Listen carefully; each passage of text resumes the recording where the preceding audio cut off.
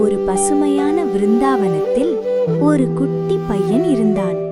அவன் சிரிப்பில் கூட அன்பு ஒழிந்திருந்தது. அவன்தான் குட்டி கண்ணன். கண்ணனுக்கு ஒரு நெருக்கமான நண்பன் இருந்தான். அவன் பெயர் சுதாமா. சுதாமா ரொம்ப ஏழை. ஆனா அவன் மனசு ரொம்ப ரொம்ப பணக்காரமானது. ஒரு நாள் சுதாமா வெறும் கையோட கண்ணனை பார்க்க வந்தான்.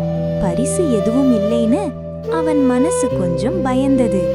ஆனா கண்ணன் அவனை பார்த்ததும் ஓடி வந்து முழுசா கட்டிப்பிடிச்சான். "நீ வந்ததே எனக்கு கிடைத்த அழகான பரிசு" அப்படின்னு கண்ணன் சொன்னான்.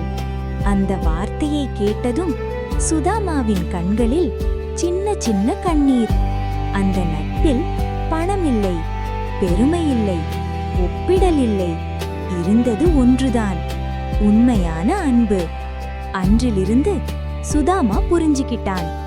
நட்பு அப்படின்னா கையில் இருப்பதில்லை, மனசில் இருப்பதுதான்.